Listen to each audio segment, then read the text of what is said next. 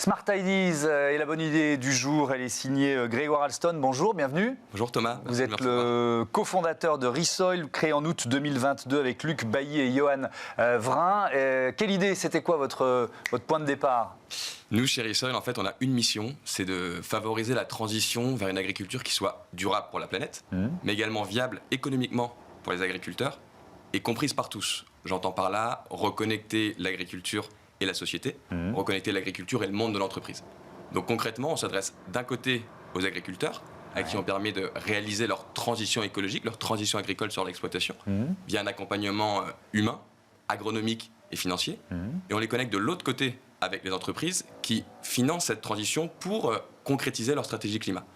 Et ce financement, il se fait via l'achat de crédits carbone qui sont certifiés par le label bas carbone, qui est le label créé par le ministère de la Transition écologique et qui est poussé par l'ADEME, pour justement rémunérer l'agriculteur pour chaque tonne de CO2 séquestrée dans ses sols ou non émise dans l'atmosphère. Est-ce que c'est une nouveauté ? C'est-à-dire que est-ce qu'on a intégré finalement l'agriculture française à ce dispositif de crédit carbone ? Et si oui, depuis combien de temps ? Ouais, alors le label bas carbone, il s'adresse à plusieurs secteurs d'activité. Et pour l'agriculture et spécifiquement les grandes cultures, donc c'est tout ce qui est céréales, oléagineux, protéagineux, qui est le secteur et les agriculteurs auxquels on s'adresse. La méthode, elle a été développée en 2021. Donc notamment par l'INRAE, par différents experts, pour justement mesurer à chaque fois l'impact carbone de mise en place de pratiques agricoles dites régénératrices sur une exploitation. Comment ça marche, tout simplement ? On a déjà ici fait pas mal de pédagogie sur les crédits carbone, mais je pense que dans le cas spécifique, vous parlez d'ailleurs de contribution carbone, comment ça marche ? En fait, j'insiste sur un point, c'est qu'on n'est pas justement un intermédiaire ou une marketplace de crédit carbone, on est un développeur de projets agricoles. Donc, qu'est-ce que ça veut dire ? Ça veut dire qu'on a intégré la compétence agronomique. Donc, très concrètement, on accompagne l'agriculteur de bout en bout. On le démarche pour lui expliquer, l'informer sur l'impact carbone de ses pratiques et de son exploitation. On lui propose un diagnostic carbone qui lui permet de comprendre comment tout ça fonctionne. Et on lui suggère, on lui pousse des leviers agronomiques qui permettent de réduire cette empreinte carbone.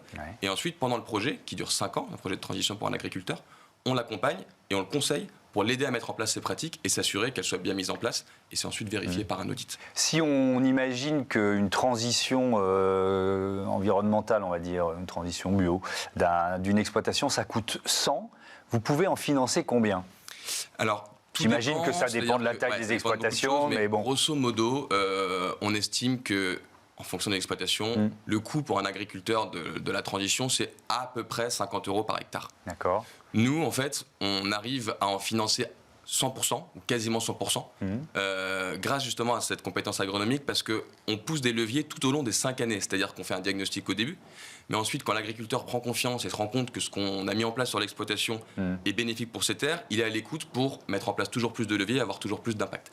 Ce qui fait qu'on génère plus de crédit carbone. Et donc, on le rémunère mieux. Et on le rémunère également mieux, j'insiste là-dessus, parce qu'on est l'unique intermédiaire entre lui, l'agriculteur, et l'entreprise. Ce qui fait qu'il n'y a pas d'autres intermédiaires à rémunérer dans la chaîne de valeur pour l'accompagner ou pour vendre les crédits.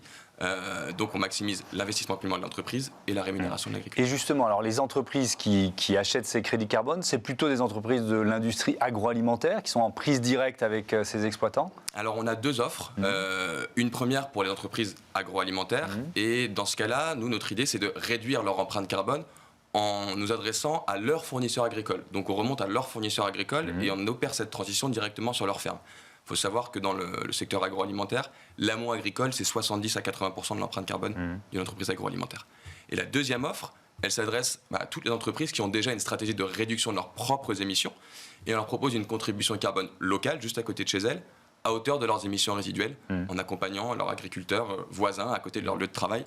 Et on ne résume pas ça à une transaction financière, c'est-à-dire qu'on met du sens à cette action climatique en proposant aux collaborateurs de venir visiter les fermes, en proposant des ateliers de sensibilisation autour des enjeux agriculture et climat, pour que justement il y ait un appel à l'action qui soit également compris par les collaborateurs. Vous en êtes tout de votre développement ? Je crois qu'il y a une première levée de fonds en amorçage qui est en cours, c'est ça ? On est en train de finaliser une première levée de fonds parce qu'en fait on est victime de notre succès côté agriculteur. On reçoit énormément d'appels entrants d'agriculteurs qui veulent travailler avec nous en ayant vu ce qu'on a fait pour leurs voisins. Donc on est en train de finaliser également le recrutement d'ingénieurs agricoles et d'ingénieurs agronomes pour pouvoir en accompagner toujours plus. Aujourd'hui, on accompagne des agriculteurs sur 12 000 hectares, c'est à peu près la taille de Paris. Et pour le climat, c'est 110 000 tonnes de CO2 équivalent en moins. Donc c'est à peu près l'empreinte carbone annuelle de 11 000 Français. Et notre objectif à 18-24 mois, c'est d'accompagner des agriculteurs sur 200 000 hectares et d'avoir un impact pour le climat d'1 million de tonnes de CO2 qui seront évitées ou séquestrées sur 5 ans. Merci beaucoup Grégoire Alson et bon vent à Resoil. Voilà, c'est la fin de ce numéro de Smart Impact. Merci à toutes et à tous de votre fidélité. Je vous dis à demain sur la chaîne des Audacieux. Salut.